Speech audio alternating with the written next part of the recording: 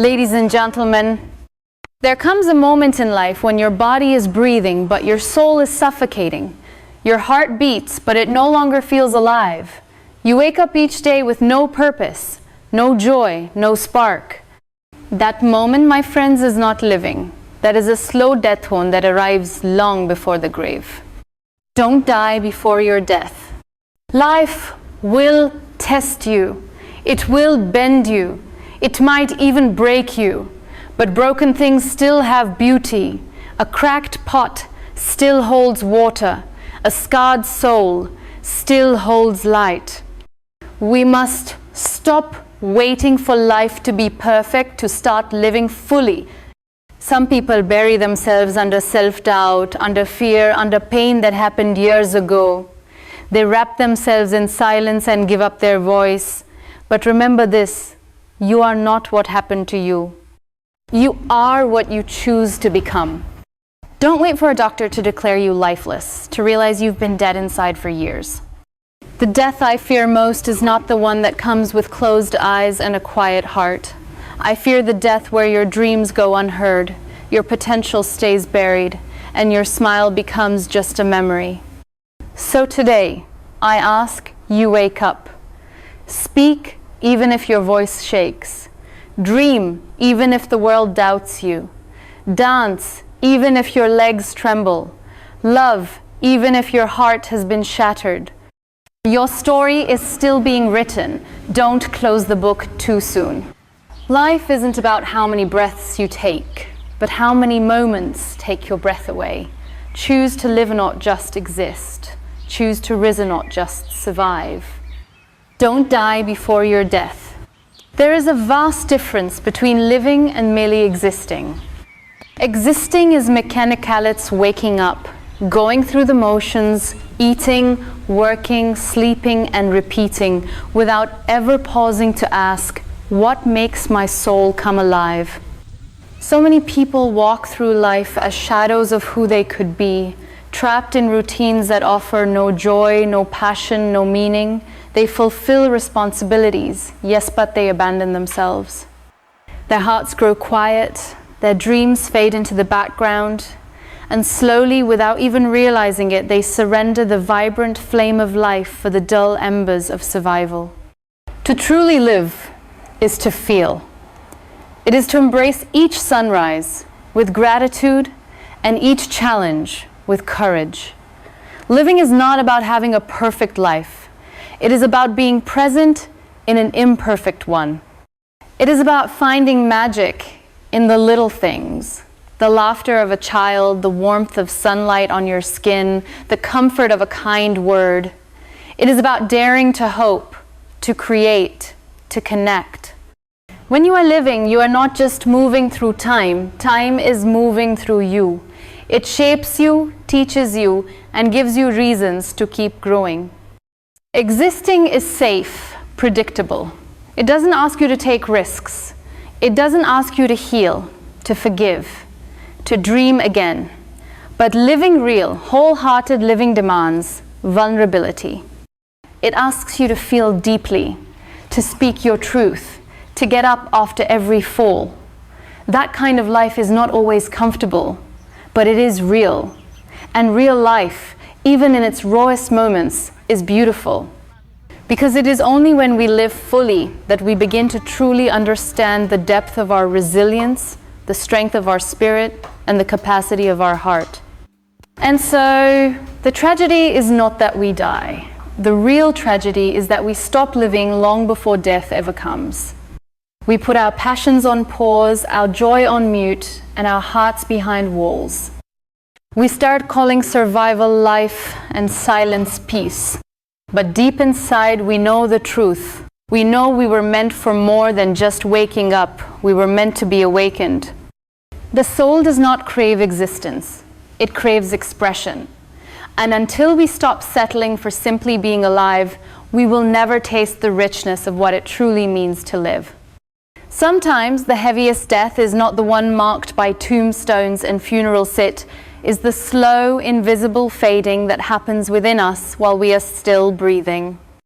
It begins when we silence our dreams because someone once laughed at them. It begins when we stop expressing our truth because the world told us we're too much or not enough. This kind of inner death creeps in quietly. You don't see it all at once. You just start to feel numb, disconnected from yourself, as if you're watching your life play out from a distance, like an outsider in your own story. We live in a world that tells us to move on quickly, to smile on the outside while we are falling apart inside. So we bury our pain under distractions, our hopes under logic, our voice under fear. But buried things don't disappear, they grow in silence. And one day, we wake up and realize that our dreams are cold, our passion is missing, and our spirit has stopped dancing. That is the inner death, the quiet extinguishing of everything that once made us feel alive. But pain is not the enemy. Pain is a messenger. It is the raw proof that you still care, that something inside you is still fighting to be felt. When you deny it, you feed the death within you. But when you face it, when you sit with your wounds, when you name your losses, when you let the tears fall, you invite healing. You revive what has been asleep.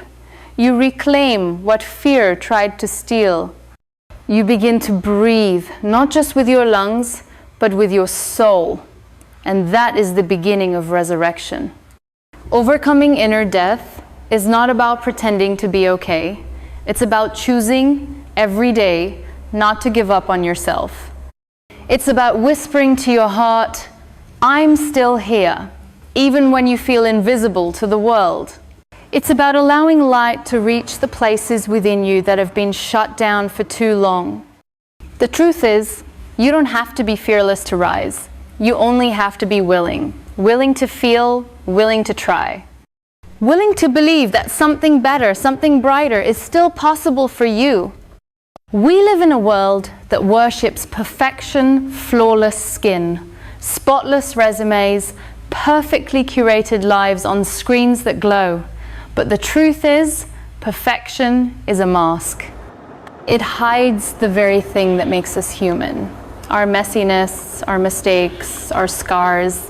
What if I told you that your cracks don't make you weak, they make you real? The broken pieces of your life are not shameful. They are the pages where your true story begins. Stop hiding your imperfections. They are not defects, they are details of your strength. Too often, we are taught to feel ashamed of our flaws. We are told to fix ourselves before we can be worthy of love, success, or happiness. But life is not about being flawless.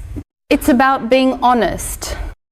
It's about standing tall, even when your voice trembles, and saying, this is who I am, unfiltered, unpolished, but still whole.